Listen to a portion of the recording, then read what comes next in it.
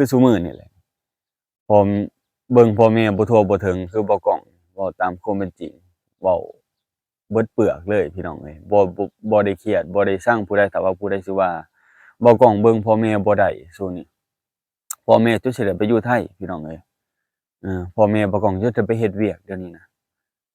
บ่กล้องเบิ่งพ่อแม่บ่ทั่วบ่ถึงอืม เบิ่งบ่ทั่วบ่ถึงอีหลีพี่น้องเอ้ยพ่อแม่บ่กล้องจนบ่มีเงินใช้จนสิพากันไปเฮ็ดเวียกอยู่ไทยว่าเพิ่นสิไปเฮ็ดงานสอกงานสวนนี่แหละพี่น้องบ่กล้องก็สิว่าคันว่ามันบ่ได้จริงข้อยก็หาบ่ทั่วบ่ถึงแม่เอ้ยพ่อเอ้ยก็บ่กล้องก็เว้าจังซี่จนน้ำหูน้ำตาไหลบ่กล้องจนไห้ช่วงปีใหม่สวัสดีครับพ่อแม่พี่น้องทั้งฝั่งไทยฝั่งลาวเด้อพี่น้องเอ้ยมื้อนี้ก็เป็นบุญเดือน3พี่น้องเอ้ยออกใหม่3ค่ำ เป็นประเพณีในสปป.ลาวพี่น้องในตามหมู่บ้านแต่ละหมู่บ้านเนาะพี่น้องเนาะที่เพิ่นนับถือกันที่เพิ่นพากันเฮ็ดกันเนาะมื้อนี้เบ้ากล้องน่ะเอาฝุ่นพี่น้องฝุ่นขี้งัวขี้ควายขี้เป็ดขี้ไก่อยู่ในเรือนในชานเฮาที่อยู่ในคอกเป็ดคอกไก่เอามาใส่ให้นาพี่น้องเอ้ยขี้งัวขี้ควายเอามายายใส่ให้เขามันงามแต่ว่าเบ้ากล้องก็บ่ฮู้ดอกว่าประเพณีอัน เดือน3ออกใหม่3ค่ำนี่คืออิหยังเนาะบ่กล้องก็บ่เข้าใจคือกันแต่ว่ามาอยู่บ้านเพิ่นเนาะมาอยู่บ้านแม่เฒ่าพ่อเฒ่าก็ได้เฮ็ดตามเพิ่นบอกบ่กล้องก็ได้มาแต่เช้าพู้นแหละพี่น้องเอ้ยได้เฮ็ดซุมื้อเวียกงานพี่น้องเอ้ยเอาจังซี่เนาะพี่น้องเนาะเวียกงานน่ะได้เฮ็ดซุมื้อเลยแต่อุกอย่างเดียวนี่อุกก็บ่มีเงินนี่มันบ่มีมันบ่มีรายรับพี่น้องเอ้ยคือว่าบ้านเพิ่นนี่คือว่ามีงานหลายพี่น้องงานคืองานเสียเงินเด้งานเสียเงินคืองานแนวใดงานแต่งงานบวชงานเฮ็ดศพต่างๆนานางานเฮ็ดกองบกกองบุญเสียเงินไปซอยมีตลอดพี่น้องเอ้ยอันนี้เฮาหามาแบบว่าก็ต้องใช้จ่ายแบบนั้นนะพี่น้องซื้อกินบ่พอมันได้เด้แต่ถ้าเฮาไปซอยหน่อยมันก็คือน้อยโพดมันก็คือบ่สมหน้าตาเออ บ่สมหน้าตาเรือนชานบ้านช่องบ่ว่าอีกไปหมู่ซอยเฮาหลายแบบว่าเฮาไปซอยหมู่บัดส่ำนี้บัดเทื่อนะพี่น้องเอ้ยนี่แหละวิถีชีวิตบ้านบ่ก้องอยู่จะเป็นลักษณะแบบนี้เนาะพี่น้องเนาะแล้วก็มีบุญมีงานหลายแล้วเว้าจั่งซี้คนลาวเฮามักกินพี่น้องเอ้ยมักกินมักม่วนเอ้านี่จั่งซี้พี่น้องเอ้ยงัวควายออกลูกก็กินนะ เหล้าเบียร์ต่างๆนานากินตามความม่วนความซื่นเขาเจ้าบ่แม่นว่าจั่งซั้นจั่งซี้เด้บ่ก้องก็ม่วนมักอยู่เนาะพี่น้องเนาะอะลูกลูกออกเต้าก็กินเออได้ลูกได้เมียก็กินมีแต่กินอย่างเดียวเนาะพี่น้องเนาะถูกเลขก็กินอย่างเดียวเนาะ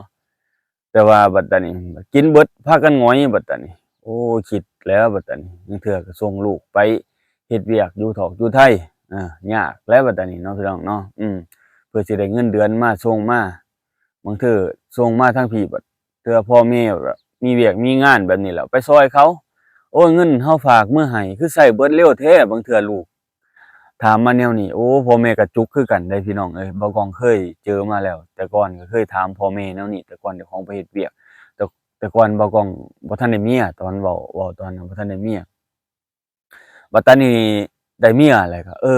เห็นแหละบัดตานี้ ว่าคนที่มีครอบมีครัวเฮามีหน้ามีตาในบ้านแหน่เนาะพี่น้องเนาะคนที่ได้ลูกได้เมียจะมีหน้ามีตาเนาะผู้หลักผู้ใหญ่เขาจะเอิ้นไปใช้เวียกใช้งานในบ้านก็คือเป็นหลักเป็นแหล่งคือบ่คือตอนวัยรุ่นเฮาบ่ได้ไปก็ได้บ่ได้สนบัดตอนนี้เฮาได้ครอบได้ครัวมาบ่ก้องเข้าใจแล้วเงินทุกบาททุกสตางค์เนาะเงินทุกกีบมีค่าจริงๆก็คือเฮาเฮ็ดซุอย่างนี่แม่นอยู่เฮ็ดซุอย่างในบ้านในเมืองแต่ว่าเฮาก็ต้องได้ใช้เงินพี่น้องเอ้ย เงินในที่นี้คืออิหยังซอยเวียกซอยงานต่างๆนานาในใช้เงินบัดตานี้เป็นหยังคนที่ไปเฮ็ดเวียกเฮ็ดงานฝากเงินมาให้แม่ให้พ่อให้ครอบครัวเป็นหยังพ่อแม่คือใช้เบิดเร็วนี้แหละพี่น้องเพิ่นเอาไปใช้ในจุดๆนี้แหละส่วนมากค่ากินค่าอยู่น่ะบางทีมันก็บ่ได้ปานนั้นบ้านเฮาก็คือว่าหาแนวอยู่แนวกินก็พอได้กินอยู่บางอย่างบางแนวอ่า บางอย่างก็ซื้อกินบางทีหาบ่ทั่วบ่ถึงก็ต้องได้ไปหาซื้อกินแบบนี้แหละพี่น้องเอ้ยต้องเข้าใจพ่อแม่เพิ่นนำเนาะพี่น้องเนาะแต่ แต่ว่าบ่กล้องรู้จักแล้วความทุกข์ความยากจริงๆสำหรับคนที่มีครอบครัวเนาะทุกอย่างเราต้องได้รับผิดชอบนับแต่ค่าอยู่ค่ากินแม่นนี่วัยรุ่นเอยเนาะพี่น้องทุกคนพ่อแม่เพิ่นรู้จักเบิดนี่อันนี้เรื่องความรู้สึกของบ่กล้องที่กำลังสร้างครอบครัวใหม่เรารู้สึกความคิดพ่อแม่เราในช่วงตอนนั้นตอนที่เราไปเฮ็ดเวียกแล้วบางเทื่อเราบ่ฝากเงินมาให้เพิ่นโอ้ความรู้สึกของพ่อแม่มีความเครียดขนาดใดเนาะพี่น้องเนาะแต่ก่อนบ่กล้องก็เคยเกเรมาเว้าแบบว่าบ่แม่นเกเรแบบไปติดสิ่งเสพติดต่างๆนานาคือร่างกายบ่กล้องบ่มีสิ่งเสพติดเลยสาบานเนาะพี่น้องเนาะสาบานเลยตัวนี้บ่มีสิ่งเสพติดเลยแม่นติดเล่นติดเล่นนำหมู่นำครูแต่กี้ช่วงวัยรุ่นมันจะมีคู่คนเนาะพี่น้องเนาะติดเล่นบ่แม่นว่าเล่นกินเล่นอันสิ่งมึนเมาเนาะพี่น้องเนาะเล่นกองเล่นเกมไปซั้นนะพี่น้องเนาะบ่อยากยุ่งกับไผอยากอยู่ในโลกส่วนตัวแต่ก่อนบัดตานี้โอ๊ยคิดแล้วบัดตานี้ใหญ่มาคือซุมื้อนี่แหละผมเบิ่งพ่อแม่บ่ทั่วบ่ถึงคือบ่กล้องเว้าตามความเป็นจริงเว้าเบิดเปลือกเลยพี่น้องเอ้ยบ่ได้เครียดบ่ได้ชังผู้ใดถ้าว่าผู้ใดสิว่าบ่กล้องเบิ่งพ่อแม่บ่ได้ซุนี้พ่อแม่จนสิได้ไปอยู่ไทยพี่น้องเอ้ยพ่อแม่บ่กล้องจนจะไปเฮ็ดเวียกเดี๋ยวนี้นะบ่กล้องเบิ่งพ่อแม่บ่ทั่วบ่ถึงอืมเบิ่งบ่ทั่วบ่ถึงอีหลีพี่น้องเอ้ยพ่อแม่บ่กล้องจนบ่มีเงินใช้จนสิพากันไปเฮ็ดเวียกอยู่ไทยว่าเพิ่นสิไปเฮ็ดงานสอกงานสวนนี่แหละพี่น้องบ่กล้องก็สิว่าอันว่ามันบ่ได้จริงข้อยก็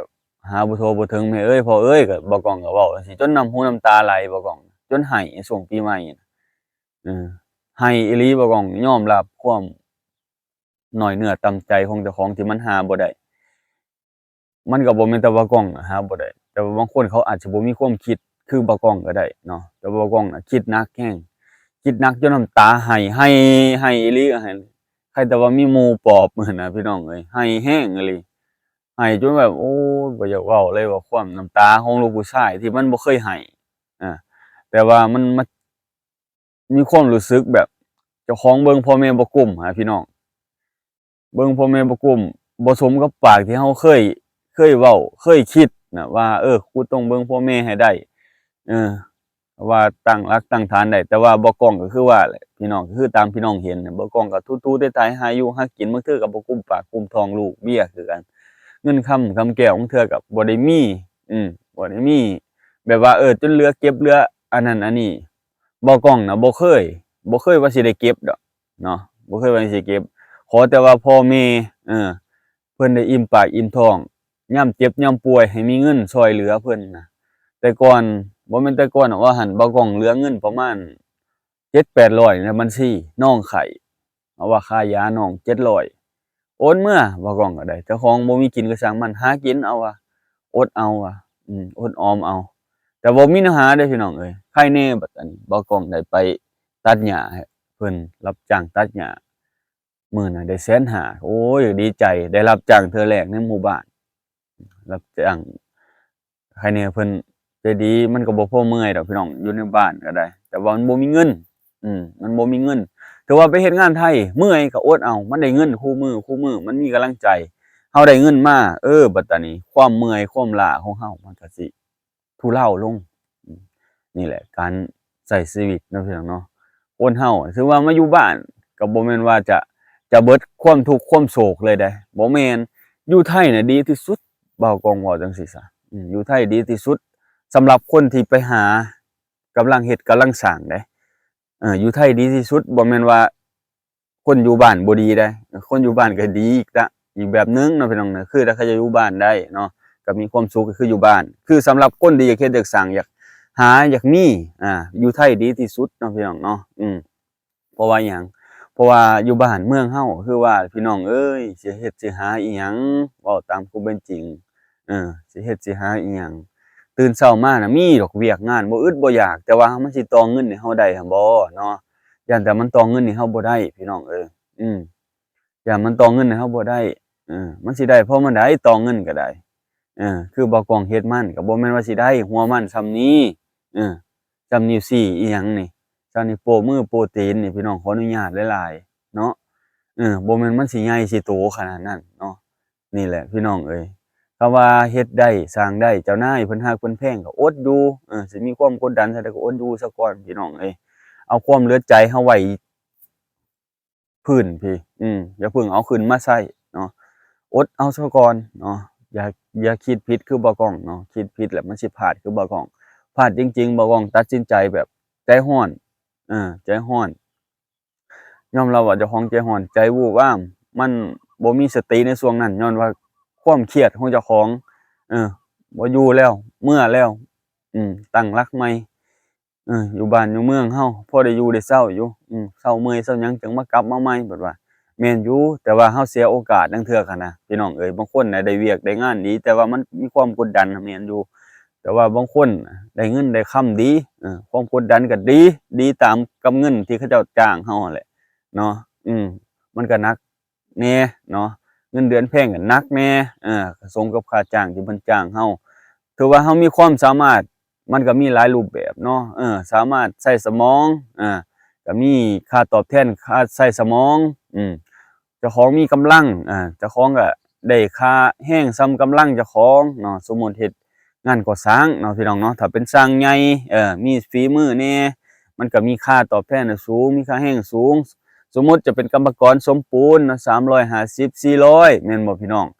มันก็ต่างกันในเลเวลความรู้ของเจ้าของเนาะพี่น้องเนาะอันนี้แหละคือเว้ากล้องเว้าคือซุมเฮาเนาะเว้าพื้นฐานบ้านเมืองเฮาเนาะคนแต่ละคนนะพื้นฐานน่ะคนเฮาน่ะถึงว่าจะเรียนจบสูงส่ำใดสำหรับบ้านเฮาถ้าว่าไปต่อยอดบ่ได้ก็คือไปไสบ่ได้พี่น้องเอ้ยไปไสบ่ได้ถ้าบ่มีต้นทุนจะไปต่อก็ไปบ่ได้คือว่าการเรียนรู้ความรู้เฮาพื้นฐานก็คือซุมเฮานี่ได้แต่ขายแรงได้พี่น้องขายแรงอิหยังสมมุติเฮาไปเฮ็ดเวียกเฮ็ดงานนี่คือเฮาไปขายแรงนี่เขาเอิ้นขายแรงเนาะไปเฮ็ดงานนี่คือฝั่งไทยและหลักแหละเฮาไปขายแรงเขาเอิ้นขายแรงเนาะพี่น้องเนาะอันนี้นะขายแรงได้เงินมานี่อันนี้คือความภูมิใจของเฮาคนที่เฮาบ่มีความรู้แต่บัดตานี้เฮาไปเฮ็ดเวียกเฮ็ดงานอยู่บ้านเพิ่นเฮาได้ความรู้นี่ตัวนี้แหละพี่น้องเฮาได้ความรู้หลายๆอย่างเนาะสิ่งที่เฮาเฮ็ดบ่เป็นเฮาก็เป็นบางคนน่ะบ่ได้หนังสือน่ะไปเฮ็ดเวียกเฮ็ดงานอยู่ฝั่งไทย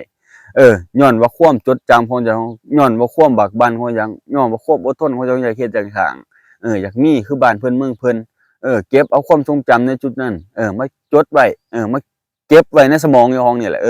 แล้วมาเขียนโอ๊ยแล้วมันง่ายนะซุมื้อนี้พี่น้องหลายๆอย่างนะเพิ่นเปิดกว้างบางทีเพิ่นก็สอนเฮาเลยนะ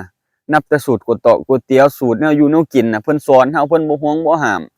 อันหนึ่งน่ะคนไทยเพิ่นใจดีญ้อนหยังเพิ่นใจดีย้อนเห็นบ้านเฮานี่ประชาชนบ้านเฮานี่ส่วนมากน่ะเพิ่นจะเป็นคนที่แม่นอยู่มีที่มีทางแต่ว่ามันจั่งใดพี่น้องมันบ่มีจุดที่หาเงินจะฟื้นฟูบ่อนอยู่บ่อนเช่าเฮามันขึ้นได้หั้นนะมันบ่พอสิแบบจั่งใดนะเพิ่นสิตนซุมเฮาอะนะเพราะว่าแม่นอยู่ว่าบ้านเฮาเมืองเฮามัน